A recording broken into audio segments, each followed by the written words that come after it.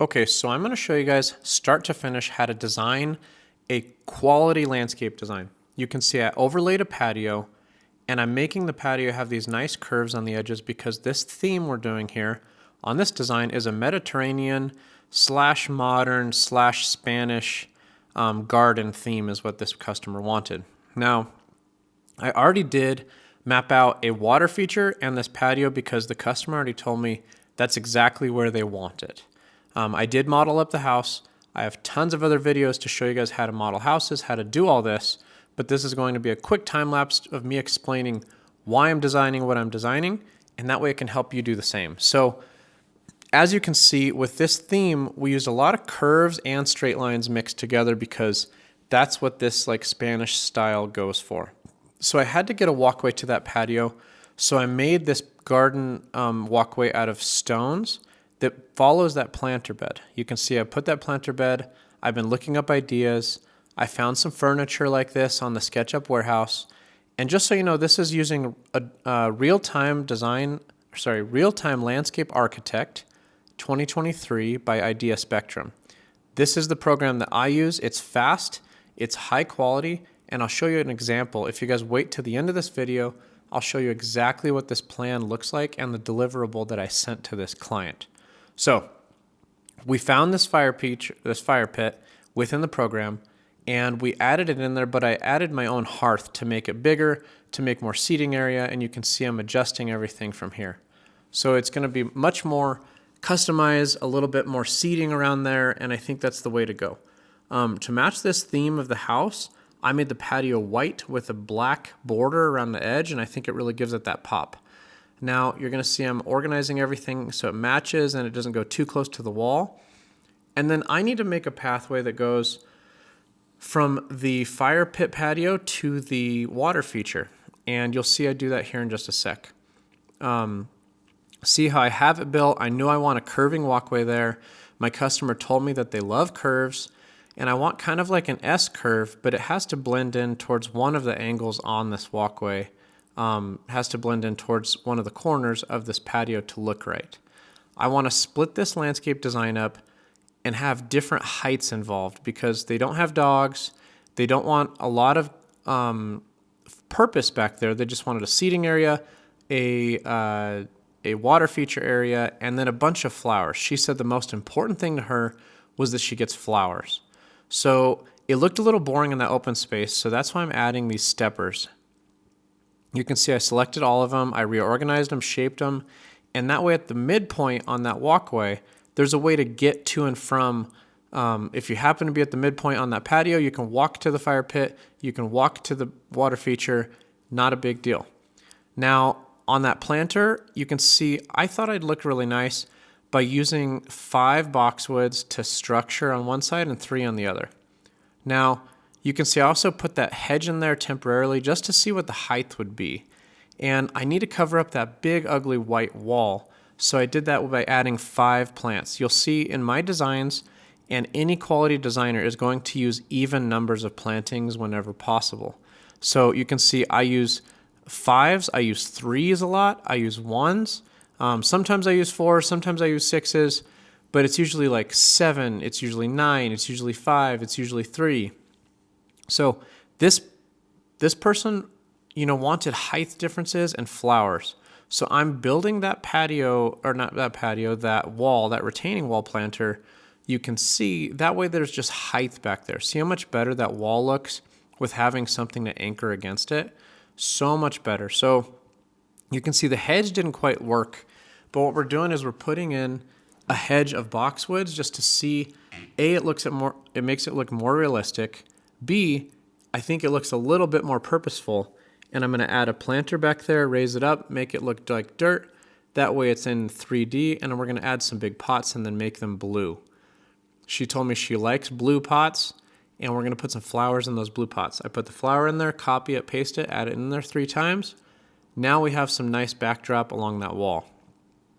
See how much nicer it makes that wall look, having those pots there and the planter. And then see, something just doesn't look quite right with the plants. I know that in each corner of that planter it'd look nice to have rose bushes, and that's why I added those. But you can see all I'm doing, you guys, is rotating around, viewing this plan, placing little lavenders where I think they're best in these statement areas. I'm literally just testing my way to success. So that's something I think that's crucial for you guys to know is draw something up. If it doesn't look right, change it. Draw something else up. If it doesn't look right, change it. Then see how everything looks in entirety amongst one another. So see, I didn't like those trees perfectly. I'm swapping out those trees. They flower a little bit better. They show the wall through it a little bit more interesting, so I'm using those trees. I tried using a boulder in there to see if the boulder could add interest. And see how I'm adding plants that cascade over that wall. We're adding layers, you guys. Layers with plantings always look best. So I'm adding other colors, and I'm seeing literally next to those blue pots, next to this tan gravel, next to everything else, what's going to look best. See, in that area was a boring spot. So I put a pot, and I dove the pot down into the ground, turned it over, and I added some cobblestone like a dry riverbed falling out of that pot. You can see I'm adding everything back. I didn't like the shape of that random dry riverbed, so I improved it. And now I'm rounding everything out now that I know that I have this walkway exactly where I want it. So, see how I'm hovering around so much and I'm copying and pasting and I'm trying different plants. See, I put that plant over there, that plant over there. Looks pretty good. These plants don't look right. This hedge doesn't look right. So what I decided to do is do less plants here. And that way we still have like this theme of different walls of layers. But what we're missing, I don't know why the video kind of paused here a little, but what we're missing is it was just too dense. So what I did now is I made it to where these plants are still there, but seeing through them helps open things up, add the interest we need, but not close everything off. You can tell in that planter, it was blocking the view having a bigger tree. So I tried an agave, tried a few other things. We'll see what works with that. This person loves pots. They absolutely love pots. That's why I'm adding pots everywhere else. And you can see I'm adding the most important things first. So I had the water feature, I had the patio, then we're moving onto the walls, then we're moving on to like the statement plants, the trees to provide shade, and now we're going into the details. See how nice that looks? I'm tidying up everything, I'm making everything tighter, everything more uniform. And I'm testing where all the pots look good because this wall is not even with the house. So then we put some barberries in there, some barberry plants to make some depth with darkness. I'm adding 3 plants or planters. See how those 3 planters go in there? Just look for boring areas and ask yourself, how can I make this more interesting? That's the biggest key to designs, is literally just trying it, testing it. That's the beauty of 3D designs, is you don't have to live with this boring stuff. You can just literally plug and play, see how it looks, and see if it looks good or not. That's the thing that I do. I basically just try something out, try an idea. I've become to add a list of favorite items in my program. You can favorite all of these things. You can favorite all the plants, all the pots, all the things you import. And that's what's going to be nice, is that when you do this more and more, you just go into your favorites and look and see, oh, I used that pot. Let's use it again in this other plan. See, now I know that this planter needs more plants. I selected the plant count I'm wanting.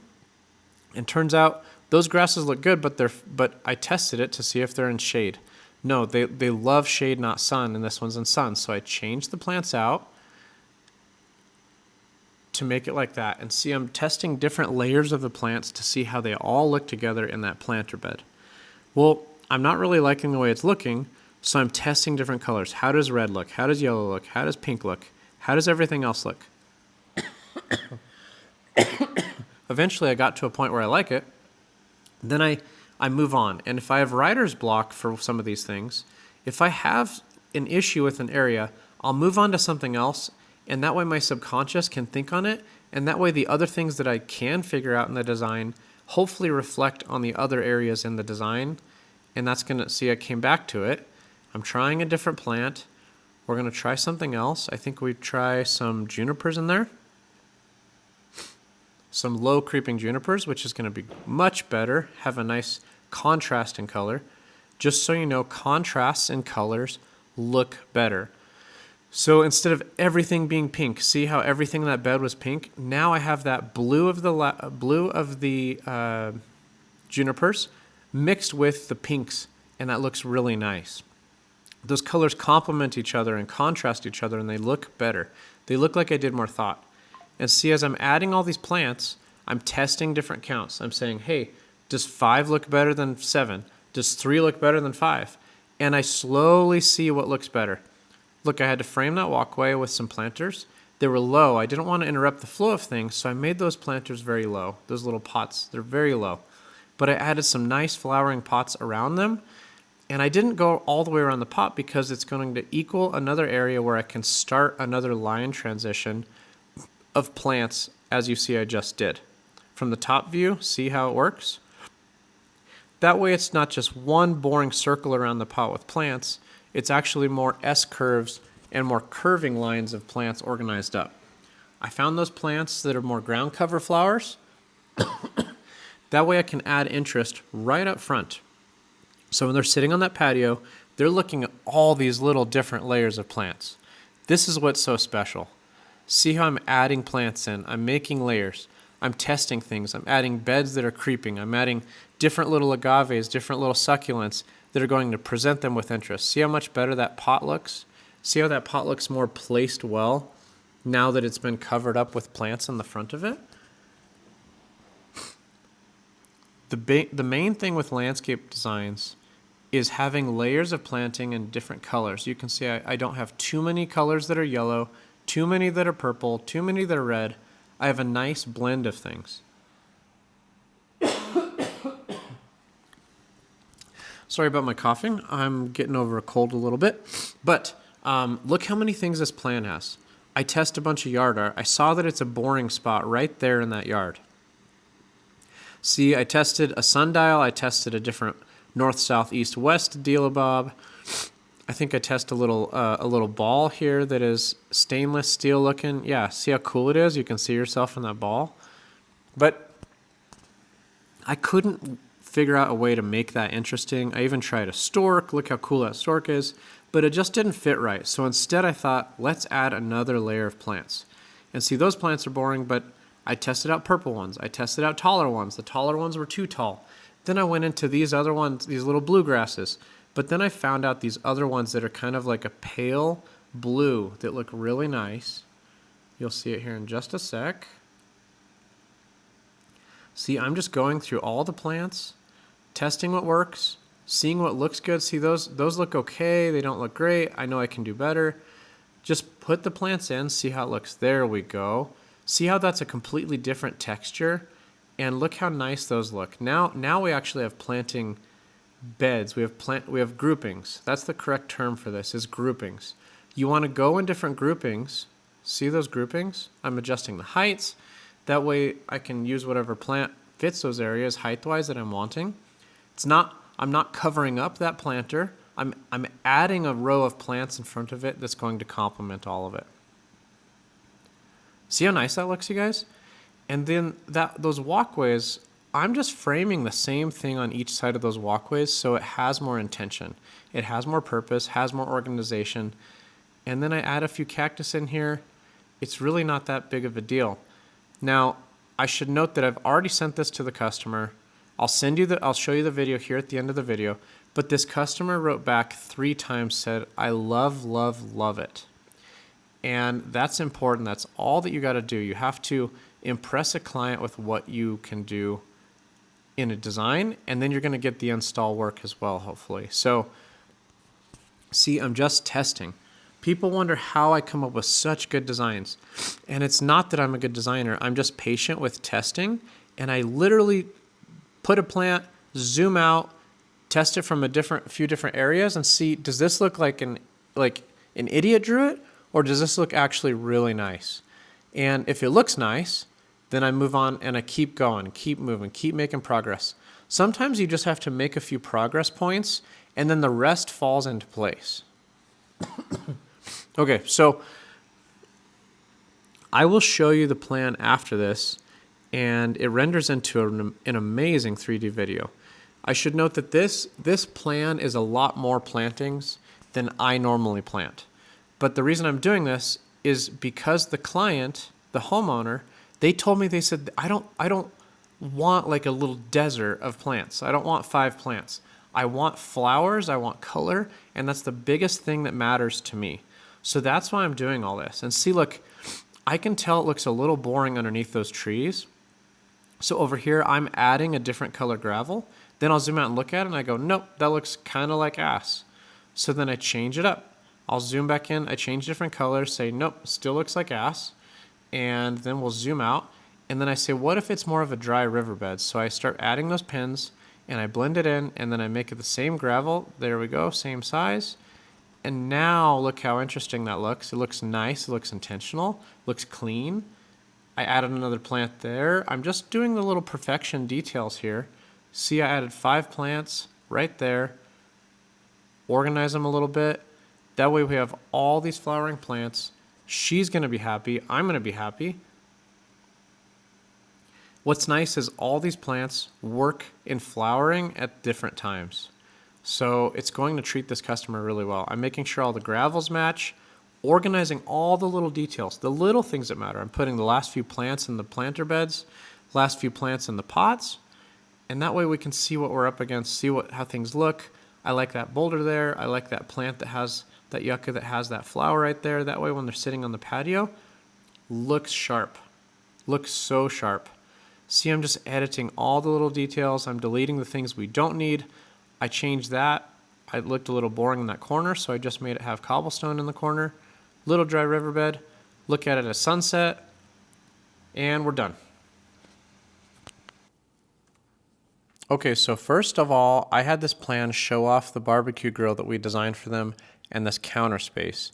Notice this entire plan is going to show things off very slow, very smooth transitions, and I'm using the trees and the walls and flowers to make for these fade transitions that are going to showcase this so nice and have those transitions that make it look very professional. So you can see, first I like to do like an overview of the entire yard so they can see firsthand what things look like on a large scale. Then from there, we're going to zoom in, slowly wrap around this planter and zoom in more and more and more. So we kind of showcase everything as a whole, and then we go in and show how intimate, how nice this plan really looks. And they can see the details of these plants. Look at the detail in there. Look at the detail on the couch cushions, in the rug. Everything looks so professional and so nice. And this is what my courses do for people in this industry, is it shows you how to bring this to life for your clients. So if you need any help with real-time landscape architect, I can teach you how to do this in less than a weekend's time. So a couple hours across 2 days and you're going to be able to design just like this. So look at the realism in that water feature as we float around there, and then that plant transitions things out. And then we're going to showcase it a little bit more like this from this angle. So notice the customer can see how it's looking from each and every angle, and it's going to help sell this job and help them get a feel for what it's going to look like. Then last but my favorite is a drone image shot basically of this entire thing. So it's going to walk them through the top view and show them from a realistic standpoint what it's going to look like. From here, we upload this video on YouTube and send it off to the client.